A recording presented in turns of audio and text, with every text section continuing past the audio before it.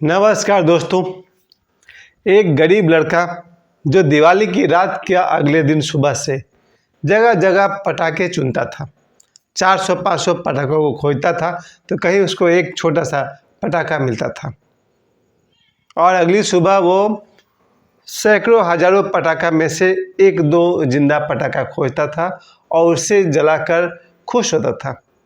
वो गरीब लड़का बाबा बागेश्वर आज इतने बड़े आदमी हो गए हैं कि उनके लिए लड़कियों ने करवा चौथ का व्रत भी रखा। यही मैं आज आप सभी से कहना चाहता हूँ कि बाबा बागेश्वर के लिए कई लड़कियों ने करवा चौथ का व्रत भी रखा। उस बच्चे के लिए, मेरे लिए तो बच्चा ही हमेशा दिखते हैं, हालांकि गुरु फिगर हैं, बिल्कुल गुरु बनने के योग्य हैं, गुरु है, मुझे बहुत प्यारे लगते हैं। और चूँकि मैंने हमेशा कहा है कि उम्र में वो मेरे बेटे के समान है, इसलिए मैं उनके लिए ऐसा संबोधन यूज करता हूँ। चलिए, मैं उन्हें गुरुजी भी कहूँगा क्योंकि प्यारा बच्चा है। उनके लिए जिन्होंने गरीबी के दिन इतने देखे कि मुझे लगता है कि मेरा जीवन तो बहुत संपन्न था उनकी अपेक्षा।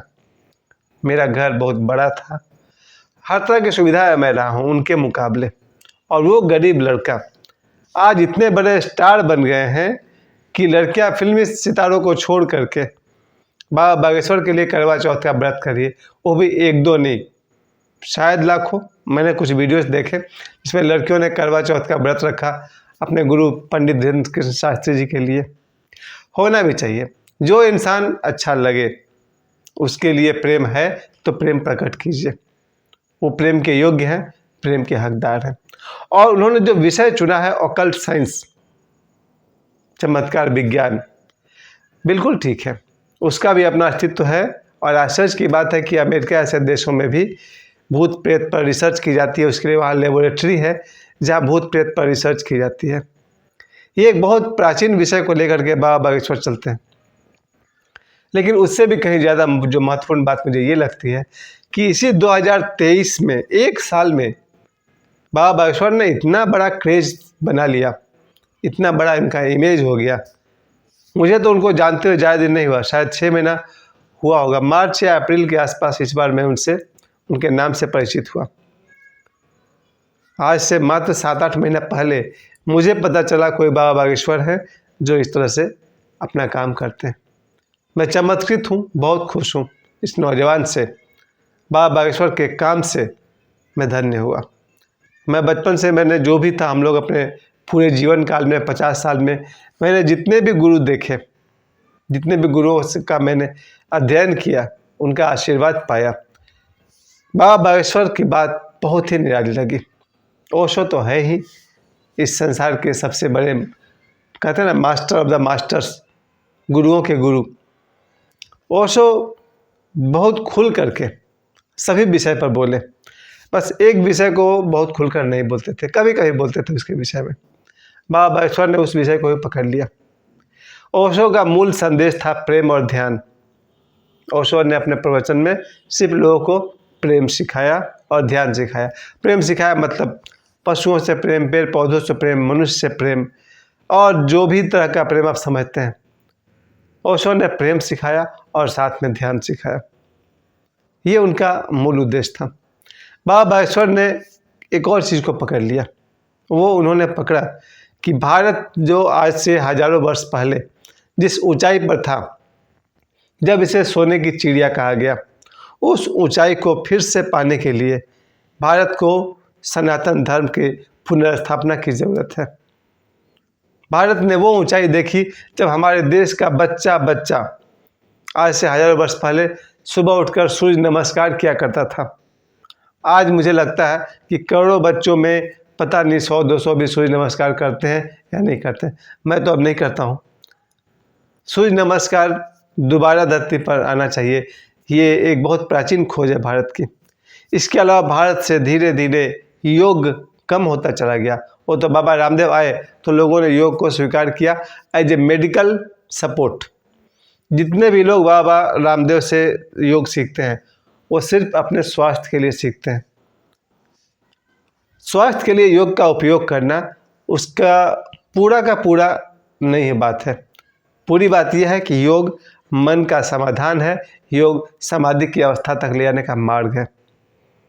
योग का मतलब ही था जब आपका जहाँ आपका मन समाप्त हो जाए, है ना। वो उनका जो चित्तवृत्ति निरोध, योग का अर्थ होता है मन की आदतों का ठहर जाना।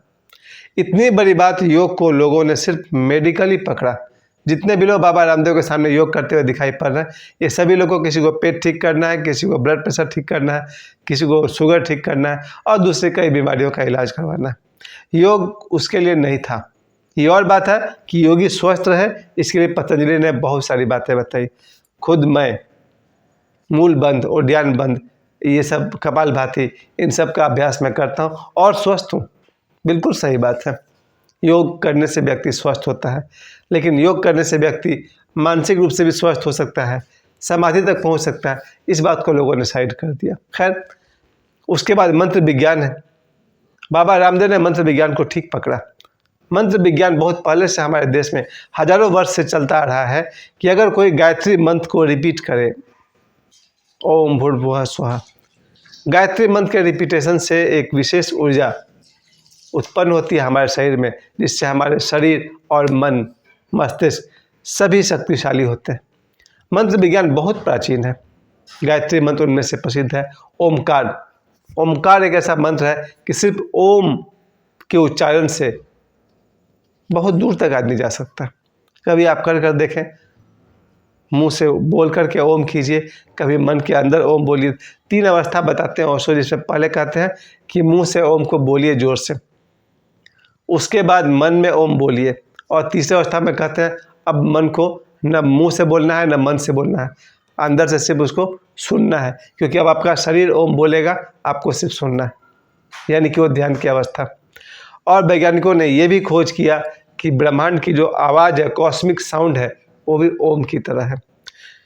बाबा बागेश्वर ने फिर से इस बात को लोगों के सामने रखना शुरू कर दिया कि जो भारत में सूर्य नमस्कार था, भारत में जो योग की विद्या थी, भारत में जो ध्यान की विधियाँ थी और विद्या थी, और भारत में जो मंत्र शक्ति था, उसका पुनरुद्धार फिर से होना चाहिए। क्योंकि भारत जब पिछले 1000 वर्षों से जब ये विदेशियों के हाथों गुलाम हो गया, क्योंकि भारत बहुत धनी था, इसके पास कहते हैं ना सोने की चिड़िया थी, भारत सोने की चिड़िया था। उस भारत को लूटने के लिए विदेशी यहाँ आए। सिर्फ सोना चांदी ही नहीं लूटा, बल्कि यहाँ के संस्कृति को नष्ट करने का भरपूर प्रयास किया। आप तो सभी जानते हैं कि भारत के कितने सारे मंदिर तोड़ दिए गए। उसके जाने के बाद फिर जब बाबर जब से आए हैं, तब से उन्होंने मंदिर को तोड़ा, मस्जिद बनाया उसके ऊपर, और क्या क्या काम होता रहा है। भारत के संस्कृति को तोड़ने के लिए, नष्ट करने के लिए, बर्बाद करने के लिए 1000 वर्षों में बहुत प्रयास हुआ। उसके बाद फिर अंग्रेज आए, उन्होंने भी भारत के संस्कृति को बहुत नुकसान पहुंचाया। यहाँ की शिक्षा को नष्ट करने के लिए, यहाँ के कहते हैं ना मगध विश्वविद्यालय, यहाँ के किताबों को, लाखों किताबों को जला दिया गया। तक्षशिला विश्वविद्यालय, कहते हैं कि जब पुस्तकालय में आग लगाई गई तो महीनों तक उसकी आग जलती रही। यानी भारत के जो कीमती किताब थे, पुस्तक थे, उसको जला दिया गया। भारत में जो ज्ञान था, चाहे वो योग का हो या मंत्र का हो या तंत्र का हो या ध्यान का हो, उन सभी को नष्ट करने का प्रयास किया। बाबा बागेश्वर ने, और उससे पहले, बाबा बागेश्वर से भी पहले हमेशा से कबीरदास ने भी उस ज्ञान को फिर से सामने रखा, जहाँ कबीरदास कहते हैं मूल बांध सर गगन समाना, यानी कि मूल बंध लगाओ। कबीरदास ने भी सनातन के लिए बहुत जोरदार काम किया। तुलसीदास जी का तो योगदान बहुत बड़ा है। कल ही मैं पढ़ रहा था कि तुलसीदास जी ने बहुत ही विकट परिस्थितियों में हनुमान चालीसा का रचना किया। आज वो हनुमान चालीसा करोड़ों व्यक्ति का संबल बन चुका है, मनोबल बन चुका है। वापस फिर आइए, ओशो आए तो उन्होंने सभी को ध्यान सिखाया, यहाँ तक कि पतंजलि योग सूत्र पर उनके बहुत बड़े प्रवचन 8 भाग में है। उन्होंने योग को फिर से समझाया, ध्यान को समझाया, भक्ति समझाया, सूफी मार्ग समझाया। ऐसा कोई विषय नहीं रहा होगा जिस पर ओशो ने नहीं कहा। ओशो के जाने के बाद 1990 के बाद, 1990 में 2 महासितारा यहाँ से जा चुके थे। 1989 में देवरा बाबा जा चुके थे सही छोड़ करके, 1990 में ओशो जा चुके थे, और 1998 में डॉक्टर नारायण दत्त श्रीमाली यानी कि निखिलेश्वरानंद जी भी जा चुके थे, जो ऑकल्ट साइंस के महानतम विद्वान कहिए, सिद्ध कहिए, जिन्होंने जापान में किसी यूनिवर्सिटी में वो प्रोफेसर भी थे ऑकल्ट साइंस सब्जेक्ट के। देखा जाए तो 1998 के बाद बाकी और भी सारे गुरु आए, पर वो अधिकतम कथावाचक थे। भागवत पढ़ लिया, गीता पढ़ लिया, रामायण पढ़ लिया और लोगों को पढ़ाते रहे, जागृति लाते रहे, लोगों को जगाते रहे। ये काम रुका कभी नहीं है। जहाँ से मुझे अपना समय याद आता है, ओशो जब आए, देरहा बजब रहे, उस समय मैं भी मौजूद रहा हूँ। उसके बाद भी संतों ने लगातार सनातन धर्म के ध्वजा को लहराया। कथा प्रवचन चलता रहा, कथावाचक की कमी नहीं रही। बहुत सारे अच्छे अच्छे चैनल हैं, संस्कार चैनल कहिए या और भी सारे चैनल हैं, जिस पर साधना चैनल थे, जिस पर भक्ति और सनातन की धारा लगातार बहती रही। लेकिन 2023 में एक और सुपरस्टार आ गए हमारे बीच, बाबा बागेश्वर। आए तो होंगे और पहले से, उनका जो काम है 2015 से शुरू हो चुका था, 2016 से शुरू हो चुका था, 2022 से वो लाइमलाइट में थे। मेरी बहन ने मुझे बताया कि एक लड़का है जो इस तरह से है, देखने में बहुत सुंदर है और इस तरह से उन्होंने गरीबी देखी, साधना किया और लोगों की सहायता करते हैं। बहुत बड़ी बात है। 2023 में जब मेरा परिचय मेरे मार्च महीने में हुआ, इसी 7 महीना पहले मैंने उनके वीडियोस को देखना शुरू किया और मुझे आश्चर्य और खुशी हुई। बहुत अच्छी बात कल वो परसों कह रहे थे कि जितने भी वॉलंटियर्स हैं, स्वयं सेवक हैं, अमीर तो किसी न किसी तरह से जुगाड़ लगा करके पहुंच जाते हैं मेरे तक, लेकिन गरीबों को भी मेरे पास आने से रोकना मत, उनको सहायता करना। बहुत सुंदर बात। कभी भी बाबा बागेश्वर ने पक्षपात नहीं की है कि अमीर उनके पास आए और फ्रंट सीट पर बैठे और उसे जब चाहे स्टेज पर आकर मिल लें, वो तो मजबूरी है।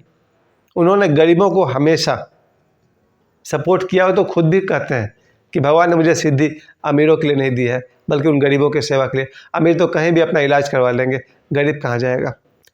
ये बात विशेष है, एक संत जो गरीबों का इतना ध्यान रखते हैं। मैं पहली अगर महान से महान बात कहूँगा बाबा बागेश्वर के विषय में, तो यही कहूँगा, गरीबों के मसीहा हमदर्द। सबके हैं, ऐसा नहीं कि अमीरों से कोई उनकी दुश्मनी है। गरीबों के लिए उनके मन में विशेष स्नेह है। आप देखते हैं ना उनके कार्यक्रम में सब कुछ मुफ्त है। आइए, बैठिए, भोजन कीजिए, निवास कीजिए, रहिए, हर चीज़ मुफ्त है। सारा का सारा खर्च वो उठाएंगे जो कार्यक्रम को ऑर्गेनाइज करेंगे। सबसे मज़ेदार बात तो ये रही कि एक गरीब लड़का, जैसे मैंने शुरू में आपसे कहा कि पटाखा चुनने वाला, कि दिवाली की रात जो लड़के पटाखे छोड़ते हैं तो 2-4 पटाखे मिस हो जाते हैं, उनको कल सुबह उठ करके, दिवाली की अगली सुबह उठ करके, ये बच्चा सैकड़ों पटाखों में से 1-2 चुनता था और 400-500 पटाखों में से उसको 1-2 पटाखा मिलता था। उसको दोपहर तक जमा करता था और अगले शाम को पटाखा फोड़ करके आनंदित होता था। ऐसा गरीब लड़का। बाकी तो आप सभी जानते हैं उनकी गरीबी के विषय में। ये लड़का जब आज लाइमलाइट में आया, अभी देखिए धनबाद में उनका कार्यक्रम होने वाला है 2 दिसंबर, 3 दिसंबर, 4 दिसंबर। 3 दिन लगातार बाबा बागेश्वर धनबाद में रहेंगे, बाघमारा के। यहाँ पर जब उनका जो कार्यक्रम है, इससे जिन्होंने उसका आयोजन किया है, आज आश्चर्य की बात देखिए, एक बहुत ही अमीर से अमीर व्यक्ति, जिसे करोड़पति कहा जाए, इतना बड़ा राम मंदिर है उनका, वैसे व्यक्ति आज बाबा बागेश्वर के पास जाते हैं और हाथ जोड़कर उनसे निवेदन करते हैं कि आप धनबाद आइए। एक गरीब लड़का ने वो हैसियत बनाई कि इनके जैसे और सैकड़ों नेतागण वहाँ हाथ जोड़ के खड़े होंगे कि आप हमको डेट दीजिए, हमको डेट दीजिए। बाबा बागेश्वर के सामने आज सैकड़ों करोड़पति लोग, अरबपति लोग हाथ जोड़ के खड़े हैं कि हमारे यहाँ समय दीजिए, हमारे यहाँ समय दीजिए। क्या किया इस लड़के ने? राम नाम की दौलत कमाई। बड़े से बड़े आज करोड़पति, अमीर से अमीर आदमी भी आज धनबाद में बाबा कब आएंगे उसकी प्रतीक्षा कर रहे हैं। सभी को इंतजार है कि बाबा बागेश्वर 2, 3, 4 तारीख को आएंगे। जैसे पटना में मैंने इनके कार्यक्रम को अपनी आंखों से देखा, कैसे 15 लाख लोग प्रतिदिन वहाँ आते थे और इनके दर्शन करके जाते थे। बिल्कुल सामने सामने बाबा ने कहा था कि आज जो लोग आए हैं, कृपा करके आप लोग कल मत आइएगा, आप लोग घर पे टीवी पर देखिएगा, जो नहीं आ पा रहे उनको आने दीजिए। इसको कहते हैं स्टारडम। उन्हें खुद कहना पड़ रहा है कि आप लोग यहाँ कल मत आइए, टीवी पर देखिए, जो नहीं आ पा रहे उनको आने दीजिए। स्टार इसको कहते हैं जिसे अपनी भीड़ को खुद कम करना पड़े। जब धनबाद आएंगे उसकी आंखों देखा रिपोर्ट तो मैं आपको दूंगा ही। मैं वहाँ 3 दिन लगातार तो रहूँगा ही। और एक बात जो मुझे बहुत अच्छी लगती है कि बाबा बागेश्वर को इस बार 2-3 दिन पहले जो करवा चौथ पर्व था, ये इतना खूबसूरत नौजवान है, सुंदर है। और अंग्रेजी में कहावत है, who is handsome who handsome does, है ना, he is handsome who handsome does. जो सुंदर काम करता है वो सुंदर होता है। बाबा बागेश्वर अपने सुंदर काम के कारण सुंदर है। और मुझे लगता है कि लाखों लड़कियों ने, मैंने वीडियो देखा है, उनके लिए करवा चौथ का व्रत रखा। बहुत खुशी की बात है कि आज लड़कियां भी बाबा बागेश्वर को पसंद करती है, करनी ही चाहिए। मेरे जीवन में जो बदलाव आया है उसके बारे में आपसे मैं क्या कह सकता हूँ कि मैं लगातार 30-35 साल से ओशो के साथ रहा हूँ, फिर भी मुझे थोड़ा परिवर्तन चाहिए था। वो मुझे बाबा बागेश्वर से मिला है और मिल रहा है। 2 शब्द में उनकी पूरी देशना समा जाएगी। भारत की जो सनातन परंपरा रही है वो और मजबूत हो, और दूसरा शब्द राम, राम से जुड़ जाइए। श्री राम, सीताराम, सिया राम उतना भी नहीं बोल सके, राम तो बोल सकते हैं ना, 2 अक्षर का प्यारा नाम राम। मुझे समय देने के लिए आप सभी को बहुत बहुत धन्यवाद।